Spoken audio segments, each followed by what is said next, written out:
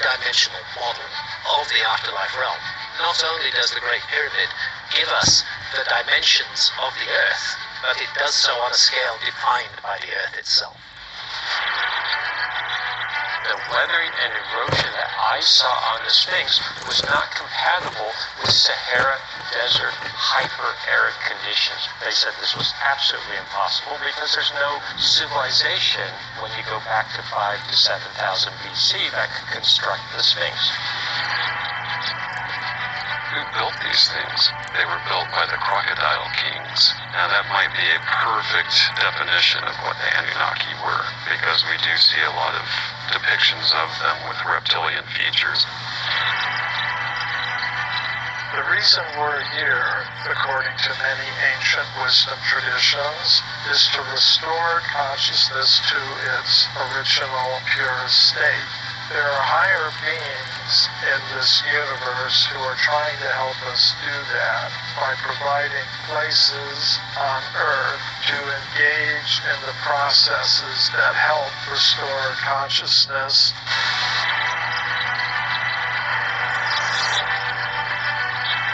The Nazca lines are still being revealed. Only recently, Japanese scientists discovered another 70 images in the Nazca Desert by using drone technology. It is very possible that the knowledge of our relationship to the stars existed much earlier and was transmitted to the people of the Nazca.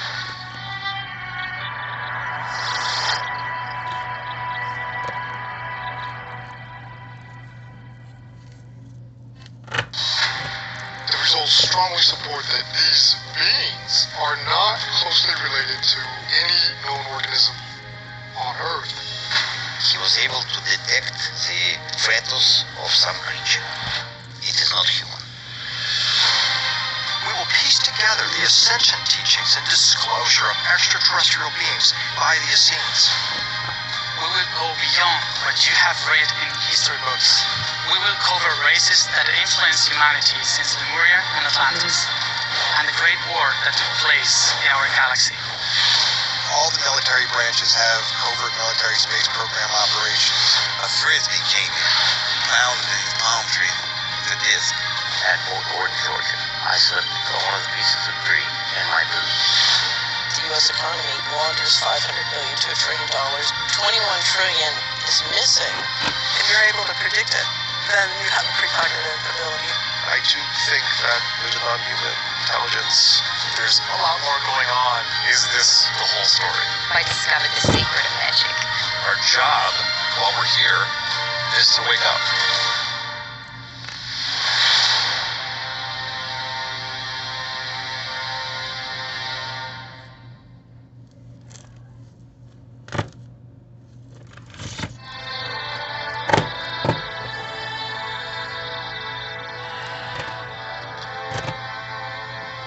The Creator. Who or what might be the creator of all that exists? Humans have pondered this question since the beginning of time, hoping to understand their own purpose by looking to the sky. What if this explanation is so big?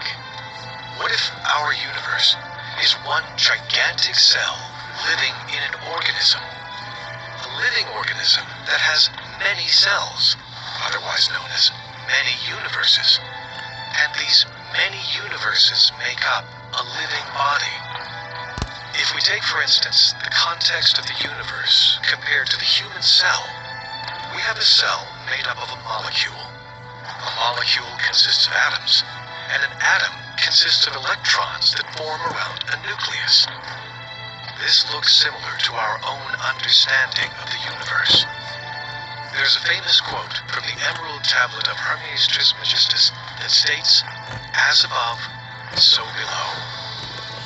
What if the concept of the Garden of Eden is just the beginning of a much bigger picture? What if we are all part of the Creator, from the very first cell to the universe we see today? If that might be true, how do the ancient texts reveal this knowledge? Maybe the answer to our question is buried right below our nose. The Gnostic texts are found in Upper Egypt. Almost exactly the same time, the Dead Sea Scrolls are found in Israel as well. Nag Hammadi is a small village along the Nile River in Egypt. And a young boy was tasked by his mother to find kindling, which was a very short supply because there are very few trees. There's no forests that grow along the Nile River in that part of Egypt. Being very resourceful, he went to what he knew were old grave sites and old tombs, and he found papyrus books that were bound. These are the Gnostic texts.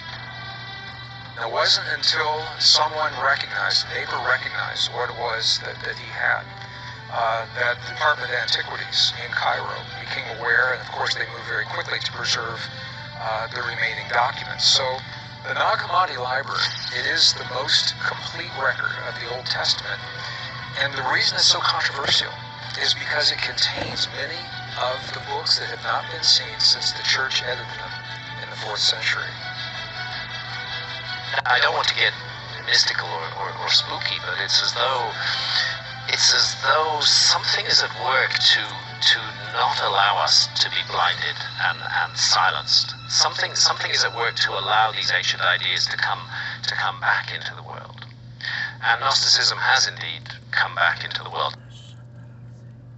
I'll try to reconstruct the situation. In the early years of Christianity, really, from sort of 30 AD onwards through to about 400 AD, there are actually many different kinds of Christians, many different sects that regard themselves as Christians, as followers of Christ, but they have very different views.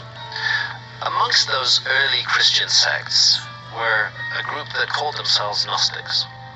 They believed that there is a divine spark in humanity. The Gnostic mission was to liberate that divine spark, to provide us with the saving knowledge, to lead us to the revelation that would help us to understand the true nature of things. Not the illusory nature that's been created to hoodwink all of us, but the real, true nature of things. What is life for Elon Musk? Now you can see a video game that's photorealistic, almost photorealistic, and millions of people playing simultaneously. And you see where things are going with virtual reality. If you extrapolate that out into the future with any rate of progress at all, then eventually those games will be indistinguishable from reality. They'll be so realistic, you will not be able to tell the difference between that game and the reality as we know it. Well, how do we know that that didn't happen in the past, and that we're not in one of those games ourselves? Some believe this concept of a simulated universe originated from these ancient Gnostic texts that suddenly were discovered in 1945. These lost books named the creator of the universe as an aeon named Sophia. Sophia was considered to be a frequency, and her frequency would manifest into certain humans and the material realm. This myth of Sophia has challenged some to look at the universe differently than they have before. The manifestation of Sophia, the personification of Sophia, might be representative of fractal energy and the fact that fractal energy fills the gaps between the symmetries of the very small and the very large. And it's this energy that we're basically saying is controlling this ancient technology, that all of this ancient technology is based upon that same idea, that it goes on and on through every single ancient teaching, that this idea that there is this all-encompassing, unified, energetic field makes a lot of sense that would be equated to Sophia. Health and wellness is a trillion-dollar industry for a reason. We are living in a society that has done a great job of getting us to where we are, and now it's time for a radical upgrade. We're overworked, overweight, underpaid, and consistently underslept. People are burnt out, stretched thin, and overwhelmed by the never-ending, insurmountable daily to-do list. They know they need to make a change, but they just don't have the energy to do it. So it's time for a massive paradigm shift. And health coaches are the ones who will spark that change. I imagine a world where everybody has an advocate for their well-being. We've thought a lot about this concept of what a health coach really is, what a health coach really does, and our health coaches are masters of habit change, and they stretch you to achieve goals. Fractal energy has a very deep relationship to the golden mean ratio, and the golden mean ratio is present in human DNA. That's what our DNA is based off of, and it's through this fractal energy and the fact that the golden mean ratio basically keeps it in check and keeps it going in a certain direction that we're able to derive a lot of new technology even today. It's something that they're beginning to rediscover, something Nikola Tesla had come across in his work. But it's interesting that these ancient civilizations were recording information like this and doing it in such a way that a parable could back up actual scientific information. Could the ancient Gnostic texts be explaining not only the Creator, but the frequency in which the Creator exists through mathematics and quantum physics? This third dimension is what we consider to be a holographic reality. It's not just me saying this, it's a lot of scientists have come forward now, a lot of scientists involved in supersymmetry and quantum physics, quantum mechanics, stating that the nature of the reality of the universe itself appears to be holographic in nature. So what scientists did was they did an experiment called the double slit experiment, where they put two little tiny microscopic slits and they put photons on the back, and they shot these photons through these slits. Well, when they weren't looking, the photon created a wave pattern on the back wall of this experiment. So they said, why? How can this be? How can individual photons create a wave pattern? So they went back and put a looking device, a camera, to see how the photons were going through these slits to create a wave pattern. They wanted to know how that could be. Well, when they did that, when they looked, it created a digital pattern on the back wall. So all of a sudden, it was a wow moment. The actual prospect of looking, in other words, conscious intervention, can change matter, can change the shape of the universe. So basically, it tells us that consciousness is really what is all that exists in the universe. The universe is pure consciousness. And what consciousness has actually done is actually recreated itself, or it actually split itself into pieces to experience itself subjectively. So consciousness wants to go out and it wants to create. And what it has done, it has gone out with these energies and it has created subjectively humans, planets, galaxies, so that it can experience itself from another perspective. And this is what we take from it from the quantum level in terms of these Sophia energies and some of these Gnostic energies. It appears that consciousness is the only thing that really exists and everything else seems to be an illusion. Nassim Haramein's been doing some really interesting work, which does tie in very much to the old view of the ancients and the Gnostics, in that it explains how creation transpires. What he's talking about in more of a metaphysics or quantum level is how existence comes to be. It's cosmogony, so it's how the cosmos comes to form, which to the Gnostics was the flow of reality from eternity into nature and back. This flow is actually represented by the goddess Sophia. She is the flow of reality itself, coming out from the pre-existent state of spirit.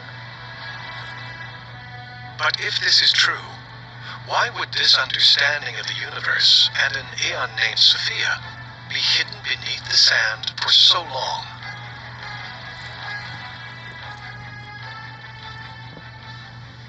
The Sumerian texts allude to the same principle that a great administrator named Satam looked over the people of the Garden of Eden. His name in the Sumerian text was the god Enlil, and his hopes were to enslave the human race.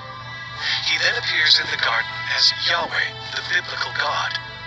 The serpent in the garden, however, was another Sumerian god named Enki, whose desire was to free the human race through knowledge.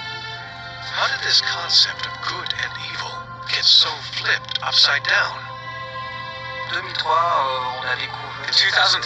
we discovered a degeneration in the brain that seemed to be programmed due to a molecule called PP1. We don't know why. We cannot explain why. But at a certain point, humans have this incredible ability to forget. This molecule affects the brain, and it is a degeneration of memory. I think that there is a programmed blockage, which was performed on the human brain. What is interesting about great myths, whether it is for Native Americans or for Africans, very much as well, is that they have the ability to constantly recite those myths, their history, so as not to forget. Some people, the Hebrews as well probably, have managed to have this ability to pass on information across generations. Could there really be a molecule that blocks our true remembering of who we are? Was this a programmed manipulation of our genetic code? This might explain our constant search for where we as humans originated from, and who or what might be God. The Garden of Eden to the Gnostics refers to the center principle from which all creation springs. So it's the pre-existent spirit of God, so to speak. So this is before time and space. So it's the circle whose center is everywhere and whose circumference is nowhere. So everything that exists in this world pre-exists within what the Gnostics refer to as the pleroma, which means fullness. Après, il est difficile d'imaginer. It's hard to imagine where the pleroma could be located with our current point of view. Some say that it is linked to dimensions, but I think that inherently the idea of pleroma is more linked to frequency, another frequency. If we go back to our understanding of quantum physics and the creation of matter, could this frequency transcend into our physical universe today? And how do the Gnostic texts explain this? There's a pre-existent tension in the pleroma, where the archetypal deities or archangels almost demand their expression or substantiation within the playing fields of creation itself, because they pre-exist in this state of light that they almost need to express these ideal forms that they represent. So what Sophia, the myth, kind of represents is the urge for them to create themselves. The goddess Sophia, the Aeon, Sophia, whose name of course means wisdom. And she enters a trance-like dream state. And in that dream state, she envisages a singularity, the anthropos, humanity. So she exits the pleroma and then falls into a state of deficiency. And in that state of deficiency, she splits. So there's a higher version of Sophia that remains in the pleroma, which is kind of like her celestial twin. And then the lower Sophia exits. It becomes the physical universe, the cosmic, the soul of the world, which is deficient because now evil is introduced into that, or a deficiency or a corruption. As a result of that fall, tearing through the layers and levels of reality, is created the entity that the Gnostics call the demiurge. And he is also the creator of the physical earth and of the beings who dwell upon it. It is Sophia's work. I'm Russ for Freedom. I turn coaches and thought leaders into millionaires. Let me prove it to you. Mo is a career coach, and in 90 days, she was able to bring in $604,000 in revenue in her coaching business. This is Kate. Kate helps professional women overcome burnout, and in the past 90 days, she brought in over $1.3 million. Karen is a real estate coach, and in just the past 90 days, she was able to bring in $1.6 million in her. That inserted into the heart of humanity, deep within us, is this divine spark, that we are fundamentally creatures of spirit immersed in matter. If Sophia is the creator of our divine spark, then could the demiurge be the creator of the matter we exist in? Is he the architect of our reality? The demiurge becomes a representation of Sophia's irrational passions. So Sophia's irrational passions takes on the form of the demiurge, which also becomes the rulers of the archons. According to Graham Hancock, the demiurge is what humans might refer to as the biblical God or creator of the universe. And this creator created himself, angels or demons, depending on how you look at it. And these archons help keep order in the universe. The goddess Sophia is incarnated in the earth itself, but the earth is the domain of the demiurge. And the project of the demiurge is to get rid of that divine spark in humanity, to snuff it out, to stamp it out forever, so that we become entirely his creatures. The archons, which were created by the demiurge, according to the Gnostic text, stand between the human race and the great architect himself. In most cases, they are considered to be semi-hostile angels and demons. The demiurge's motives were not that good, according to the Gnostics. And then the demiurge put and created these archons to be in charge of making sure that the universe stays intact as a prison for souls. Every generation is a step lower, further from the perfect monad holiness, and they created worlds of their own. Now, they were only one step above pure evil, so these were corrupted worlds. In the Gnostic text, specifically the Apocryphon of John, it gives a detailed account of the various archons. In this chapter, it suggests there are 7. These actually correspond very nicely with 7 planets. And the actual name of the planets in our tradition have very different names when they are called archons in the Gnostic tradition. Saturn in the Gnostic tradition is called Yaldabaoth or Samael. Jupiter is called Io. Mars is called Sabaoth. Venus is called Astaphanos. The Sun is called Adenios. Mercury is called Eliaios. And the Moon is called Horarios. We now have an astrology where the planets appear to have influences on the personality and they vary from one to another. We have this opportunity to understand there is a ghost in the machine. Something is going on that takes the apparent mundane reality on the surface, veneer level, and you look past the veneer level and you see there is an organized plan in place. Could the ghost in the system be the energy of Sophia reincarnating herself into goddess archetypes?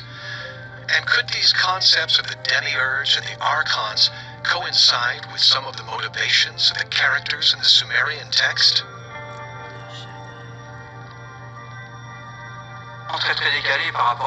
This world is completely offset compared to our way of thinking. It really seems like science fiction. When we watch science fiction movies nowadays, we can find that the same themes are being explored. In Egyptian Gnostic texts, we find a recurrent main character. She is called Sophia. And this Sophia will become Tiamat, Tiamata from the Sumerian text. Tiamata can be decomposed in Ti, Amat, and Ta. The latter is not always added.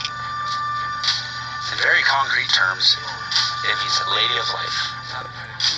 Amma is lady, and T is life. It is interesting to see that, right off, we get that she is a supreme goddess.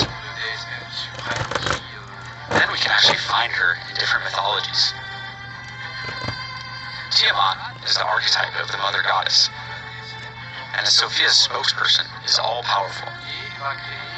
And according to the Sumerian text, she is going to create herself a lineage of females that we call Amashatum. This could be translated to the lizard mothers. In the Sumerian text, I think it's important to note that the Sophia energy is going to create a new being, named An. You should know that the An particle also means the sky. That character is then going to create a people we find in Sumerian text. It is important to note that gods were created in artificial matrices.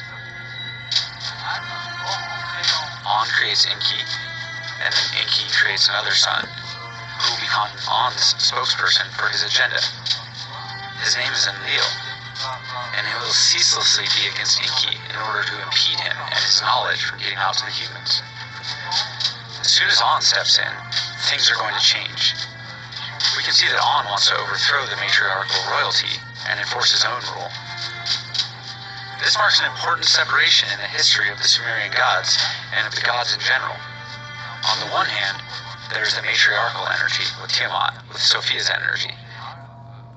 And on the other hand, these new gods, fresh out of the matrices, male gods who are going to revolt against Tiamat. We see Enlil going to fight Tiamat, enforcing his power. And this is what we find in the Enuma Elish. The Sumerian texts suggest that Tiamata was defeated by Enlil, and he takes over as ruler to instill the principles of the false god. In the Gnostic text, however, it suggests that the Sophia energy that embodied Tiamata was not defeated, but rather ignored, and the knowledge of her existence was taken over by the knowledge of the demiurge. The Gnostic texts explain to us that we have been under the influence of this great archon who is not the true creator he fashions himself to be. And because of this, we suffer greatly under our own false reality. But the Sumerian texts remind us that throughout this battle of humanity, there's given to us an ally by the name of Enki, who fights to keep the Sophia frequency alive.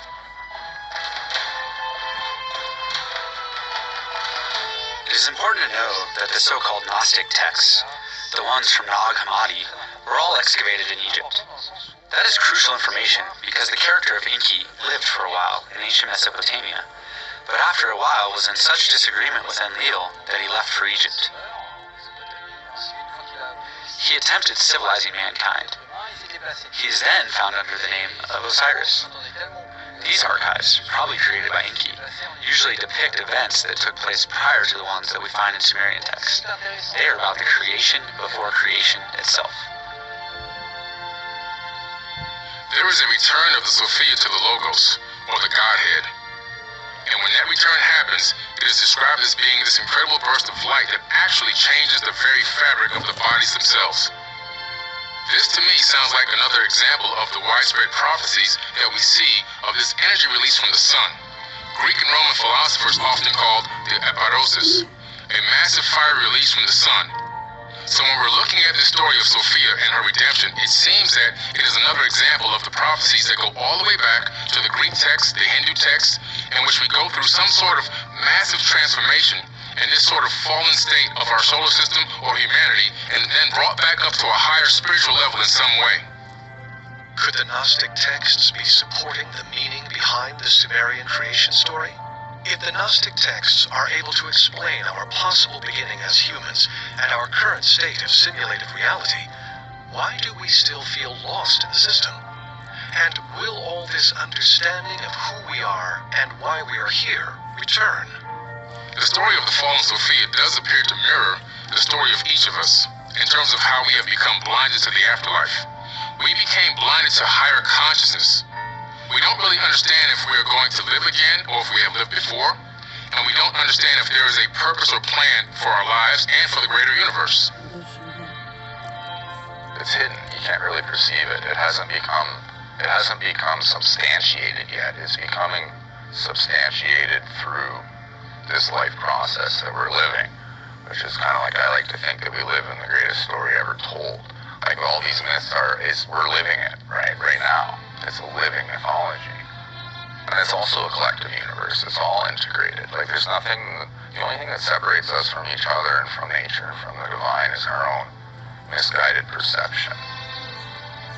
Our misguided perception may have been the work of the ancient gods, but there is more evidence to support that the original creators of the Garden of Eden might have planted a seed on Earth.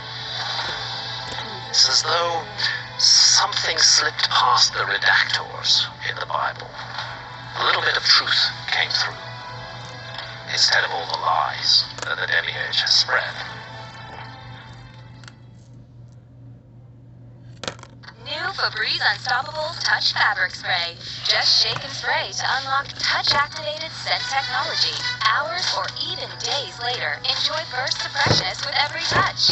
For long-lasting freshness, grab new Febreze Touch.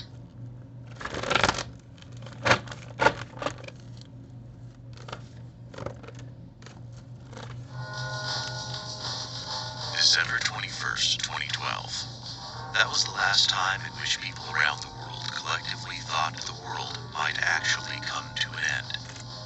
This theory was based on a supposed Mayan prophecy that proclaimed an Armageddon was coming. At the end of the 13th Baktun of the Mayan calendar,